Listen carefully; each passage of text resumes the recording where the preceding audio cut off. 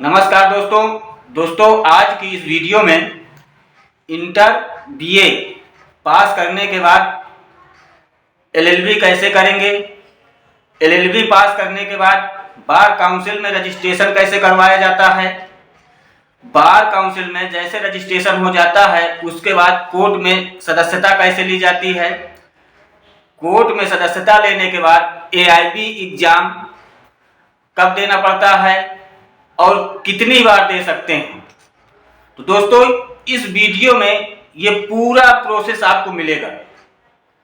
आप लोगों को जितनी ज़रूरत हो, मतलब इस वीडियो में आप लोगों को जितनी ज़रूरत हो उतनी ही देख सकते हैं। अगर इंटर पास है तो पूरी देखनी पड़ेगी, एलएलबी कर चुके हैं तो रजिस्ट्रेशन के विषय में देखना पड़ेगा, रजिस्ट्रेशन करवा चुके हैं तो कोर्ट में सदस्यता लेना है तो उसके विषय में देखना पड़ेगा, एआईबी एग्जाम नहीं दिए तो उसके विषय में देखना पड़ेगा। मतलब कि इस वीडियो में इंटर से लेकर के पास करने के बाद पूरा प्रोसेस मिलेगा दोस्तों। तो उससे पहले अगर दोस्तों आप लोग मेरे चैनल में नए हैं तो कृपया चैनल को सब्सक्राइब कर लीजिएगा और बेल आइकन को हिट कर दीजिएगा, जिससे मेरे वीडियो का पहला नोटिफिकेशन आप लोगों तक पहुंच सकेगा। और दोस्तों अगर आप लोगों को लीगल एडवाइस की किसी प्रकार की आवश्यकता पड़ती है तो उसके लिए मेरे वीडियो में कमेंट करिएगा। छोटा मैटर है आपका तो उसको तो मैं कमेंट में ही सॉल्व कर दूंगा, अगर बड़ा मैटर है तो उसके लिए वीडियो का एक पैकेज बनाऊंगा, क्योंकि इसमें कई कमेंट आए हुए हैं लोगों के। रजिस्ट्रेशन के विषय में भी आया हुआ है, कोर्ट में सदस्यता कैसे ले इसके विषय में भी आया है, इंटर पास एलएलबी कैसे करें, बीए बीकॉम बीएससी करने के बाद एलएलबी कर सकते नहीं कर सकते, ऐसे कई कमेंट आए हैं, इसलिए मैं इस वीडियो को बना रहा हूं। चलिए दोस्तों बताता हूं मैं आपको। सर्वप्रथम अगर आप लोग इंटर पास कर लिए हैं, इंटर पास करने के बाद अगर आप एलएलबी करना चाहते हैं तो वो 5 साल का कोर्स होता है जिसे बीए एलएलबी बोलते हैं। अगर आप बीए कर चुके हैं, मतलब ग्रेजुएशन आपकी कंप्लीट हो गई है, तो आपको 3 साल का कोर्स करना पड़ेगा। सेमेस्टर वाइज होता है, 3 साल का होता है, 6 सेमेस्टर में होता है। जो इंटर पास करते हैं उनके लिए 10 सेमेस्टर होते हैं। इतनी बात तो आपको क्लियर हो गई।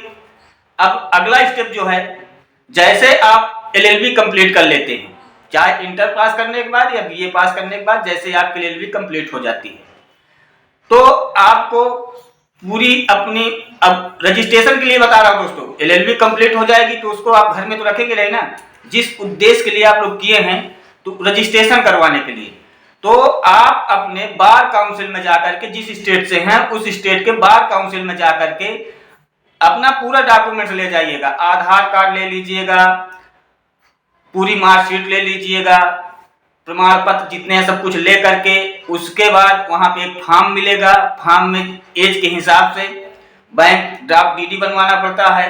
16,662 से स्टार्ट है, जैसे जैसे एज बढ़ती जाती है उसमें पूरा फॉर्म में लिखा होता है। उस फॉर्म को आप फिलअप करके 2 सीनियर वकीलों को उसमें साइन करवा करके आप ले जा करके बार काउंसिल में सबमिट कर दीजिएगा। इसके 2 तरीके हैं दोस्तों। अगर आप एक ही दिन में अपना आईडी कार्ड लेना चाहते हैं रजिस्ट्रेशन का, तो उसके लिए बार काउंसिल में उत्तर प्रदेश के 5,000 का शुल्क है। अगर आप 5,000 रुपए दे देते हैं तो आपका एक ही दिन में काम हो जाएगा। अगर आप 5,000 रुपए नहीं देते हैं तो बाई पोस्ट वो आपके होम एड्रेस पे, जहां पे आप एड्रेस डालें उसमें फॉर्म में, वो एड्रेस पे पहुंचेगा। उसमें थोड़ा टाइम लगता है, टाइम कुछ भी लग सकता है, 2 महीने भी लग सकता है दोस्तों, 3 महीने भी लग सकता है। कुछ लोगों के जल्दी पहुंच जाते हैं, कुछ लोगों को क्या होता है, कुछ इधर उधर होने में दिक्कत हो जाती है, जैसे कभी कोई चीज में, तो 4-4 महीने भी लग जाते हैं। तो उसके लिए आप घबराइएगा मत बिल्कुल कि आप घबराहट में आ जाए हमारा क्या हुआ है। अगर आप डाल दिए हैं तो आपका पहुंचेगा। हाँ, अगर तत्काल लेना चाहते हैं तो उसके लिए अलग व्यवस्था की गई है। तत्काल व्यवस्था 5,000 का शुल्क लगता है, उसे आपको नकद देना होता है। वो पर्ची भी देते हैं, उसमें कोई इधर उधर की बात नहीं होती है। अब आप यहाँ से बीए के बाद करने के बाद वकालत कर लिए, वकालत करने के बाद रजिस्ट्रेशन करवा लिए, अब आप एडवोकेट हो गए हैं। अब इसके बाद क्या करना है, आपको कोर्ट में प्रैक्टिस करना है। तो आपको कौन से कोर्ट में प्रैक्टिस करना है, हाई कोर्ट में करना है कि लोअर कोर्ट में करना है, मतलब कि आप अपने हिसाब से चॉइस करिए कौन से डिस्ट्रिक्ट कोर्ट में जाके करना चाहते हैं। तो जिस कोर्ट में आपको करना है अगर हाई कोर्ट में करना है तो हाई कोर्ट के बार एसोसिएशन में जाएंगे आप, वहां के ऑफिस में आपको एक फॉर्म मिलेगा सदस्यता के लिए। जिस भी कोर्ट में करेंगे दोस्तों, मैं हाई कोर्ट को लेकर चल रहा हूं, तो आप जिस भी कोर्ट में जाएंगे प्रोसेस वही होगा। तो जैसे आप हाई कोर्ट पहुंचे, वहां सदस्यता के लिए आपको फॉर्म मिलेंगे, उसमें 34-35 रुपए शुल्क लगता है। आगे 100-200 रुपए इधर उधर बढ़ घट सकता है, ज्यादा इधर उधर फर्क नहीं होता है। तो 34-35 रुपये लमसम इसमें का फीस लगती है। आप फीस दे देंगे, आपको एडवोकेट रोल मिल जाएगा।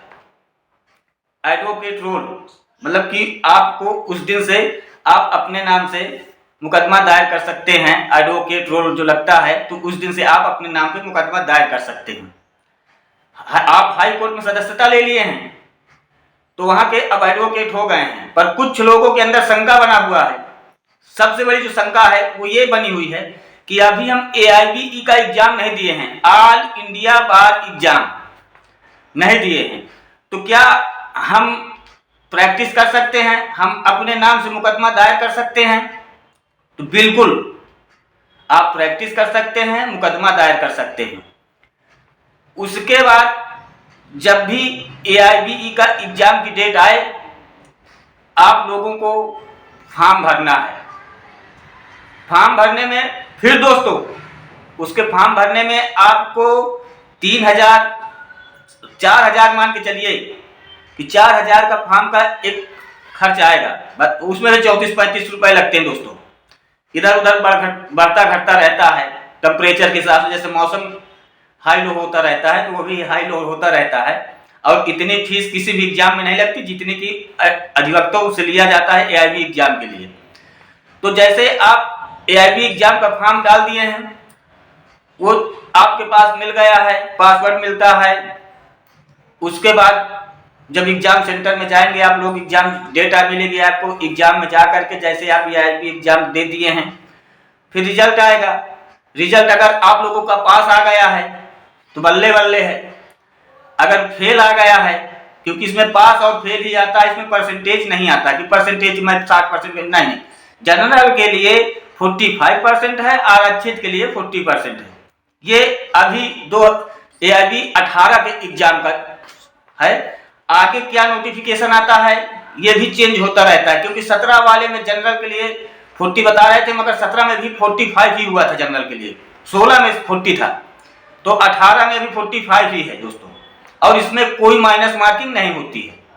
तो दोस्तों, अगर आप लोग एक बार में AIB एग्जाम क्वालिफाई कर गए हैं तो सही है। अगर आप एक बार में AIB एग्जाम क्वालिफाई नहीं कर पाए हैं तो सबसे बड़ी शंका बन जाती है कि क्या अब हम प्रैक्टिस नहीं कर पाएंगे? नहीं, प्रैक्टिस आप करेंगे। आपको 2 साल का टाइम मिलता है, 2 साल के अंदर आप AIB एग्जाम क्वालिफाई करना होता है। अगर आप दूसरी बार भी फेल हो गए हैं, अब टेंशन की बात आ गई है कि दूसरी बार फेल हो गए हैं तो 2 साल पूरे हो गए हैं, क्या हमारा रजिस्ट्रेशन रद्द हो जाएगा? ये बहुत सारे कमेंट आए ऐसे इस विषय में, इसलिए मैं इसको थोड़ा आप लोगों को सही से समझा रहा हूं कि अगर आप बार काउंसिल में एक बार रजिस्ट्रेशन करवा लिए हैं तो आपका वो रजिस्ट्रेशन कभी रद्द नहीं होगा। आपका वो रजिस्ट्रेशन स्थगित कर दिया जाता है। आपको 2 साल के लिए टाइम दिया जाता है। 2 साल के अंदर AIB एग्जाम क्वालिफाई कर लिए हैं तो ठीक, अगर नहीं कर लिए हैं तो 3 बार में करिए, 4 बार में करिए, 5 बार में करिए। आप जिस समय AIB एग्जाम क्वालिफाई कर जाएंगे उसी के बाद आपको एक एप्लीकेशन देना होता है। एप्लीकेशन देंगे, आपका वही रजिस्ट्रेशन फिर से चालू हो जाएगा, वो क्लोज नहीं होता है दोस्तों। और जैसे ही आपका रजिस्ट्रेशन ऑन हो जाएगा, आप फिर से प्रैक्टिस करिए अपना।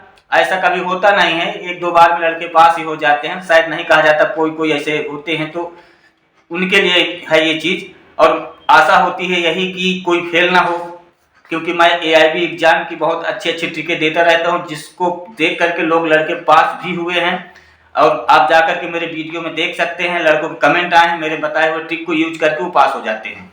तो दोस्तों, आप लोग भी अगर ये AIB एग्जाम देने जा रहे हैं तो मेरे चैनल को सब्सक्राइब कर लीजिएगा और बेल आइकन को हिट कर दीजिएगा।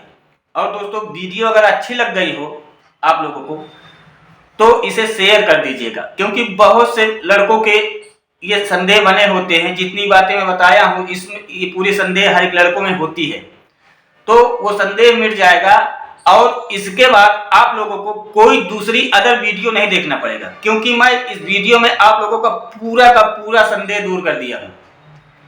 इंटर से लेकर के AIB एग्जाम पास करके कोर्ट में आप लोगों को प्रैक्टिस करने की पूरी जानकारी मिल गई है और आशा करता हूं कि वीडियो आप लोगों को बहुत अच्छी लगी होगी। अच्छी लगी हो तो फिर एक बार कहता हूं, चैनल को सब्सक्राइब कर लीजिएगा।